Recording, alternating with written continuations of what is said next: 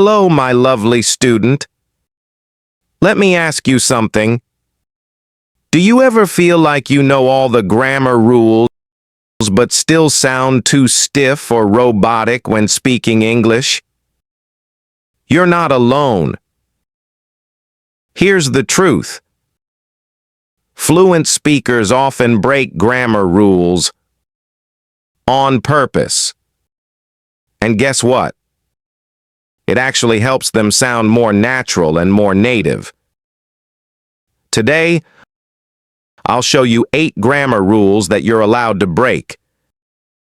And I'll explain why, how, and when, using real examples, engaging questions, and fun stories. Ready to sound more fluent and confident? Let's begin. 1. Never start a sentence with and or but. Break it. You may have heard this one from old grammar textbooks. Never start a sentence with and or but. But guess what? Native speakers do it all the time. And it actually makes you sound more conversational, more real. Imagine this. You're telling a story. I tried everything to fix my laptop, but nothing worked. Doesn't that sound natural? Now compare. However, nothing worked. It's technically correct, but it sounds distant, like a report, not a real person. So my lovely student, let me ask you a question. Have you ever stopped yourself from saying, "But I don't agree," just because someone told you it's not proper? Well, forget that. In fluent natural English, starting with and or but adds drama, clarity, and most of all, connection. Try it out. Next time you speak, start with but. And notice how much more confident you sound. 2. Don't end a sentence with a preposition. Break it. Many students get nervous about saying something like, "Who are you talking to?" because they believe the correct version should be, "To whom are you speaking?" Let's be honest. No one says that in real life. Ending sentences with prepositions like to, for, with, at is not just okay, it's natural. For example, what are you waiting for? This is the book I told you about. These are the exact structures native speakers use every day. So, question time. Can you rewrite this? The person I was speaking to left early. Into a more formal version? Yes, you can. But should you? Not unless you're writing a legal contract. In real conversation, ending with a preposition makes you fluent, not wrong. 3. Use they for a single person? Yes, it's fluent. Traditionally, grammar says they is plural. But fluent English speakers now use they to refer to one person, especially when the gender is unknown. Example. Someone left their phone here.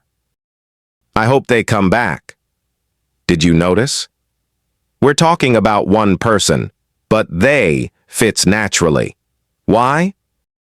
Because saying his or her sounds awkward, slow, and honestly, old-fashioned. So here's your test. If I say each student should bring their own pen, does it sound fluent to you? If it does, you're already breaking the rule and sounding natural. So go ahead. Use they confidently when the gender is unknown. It's not just accepted, it's preferred. 4.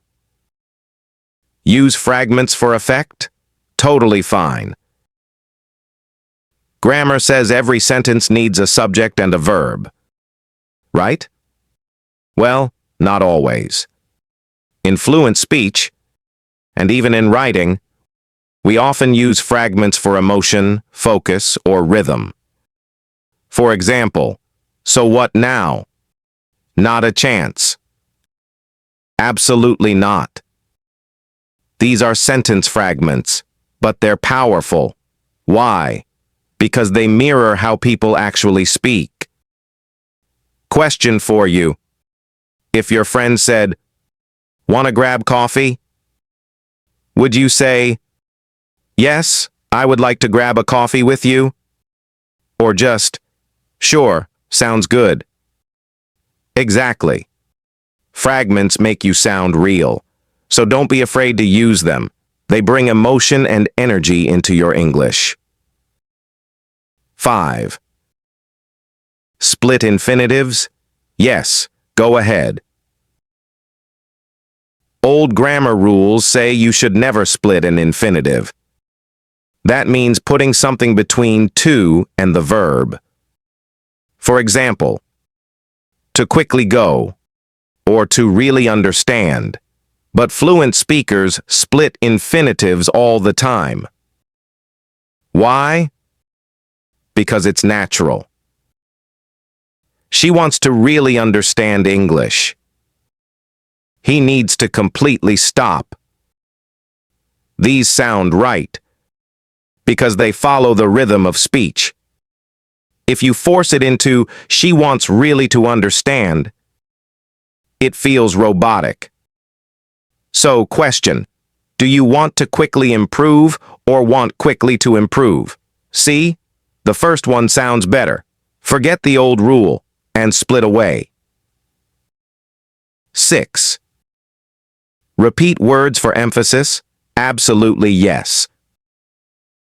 Grammar books might warn you against repetition, but in real English, repetition is a powerful tool.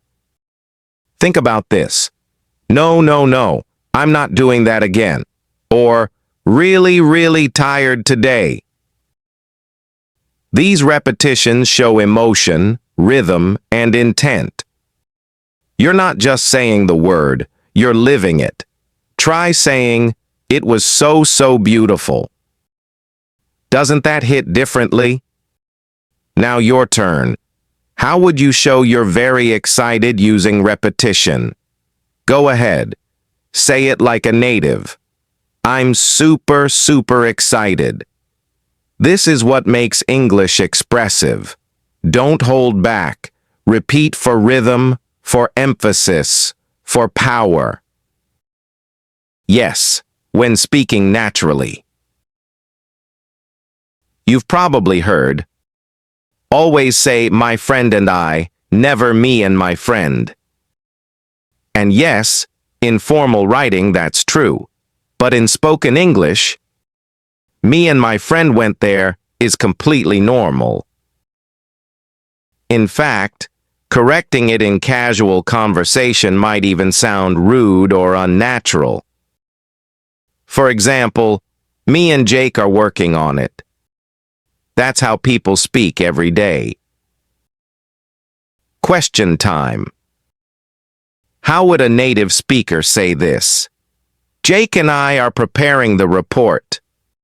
Or, "Me and Jake are on it." Both are grammatically acceptable in casual speech. But the second one sounds more friendly, less stiff.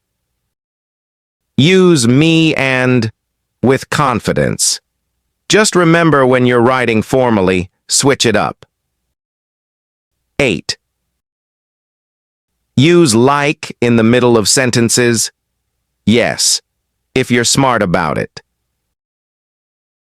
Using "like" too much can sound unsure. "I was like walking, and then I like saw him." But using "like" strategically can make you sound fluent and expressive. Example, he was like, "No way." Or, it was like the best day ever. These are real, casual structures, and if you use them with awareness, you sound relatable and modern. But be careful, don't overdo it. So, how about this? You're telling a friend what your teacher said.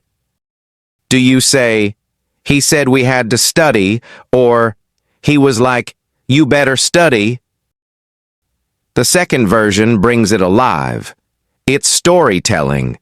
Master this use of like, and you'll sound much more natural. If you loved this breakdown, my lovely student, let me ask you, which of these grammar rules have you been afraid to break before? Let's change that. English isn't a prison of rules. It's a playground of rhythm, emotion, and expression. Native speakers break these rules every single day, not because they're careless, but because it helps them sound real. So go ahead, break the right rules, and speak like you were born to.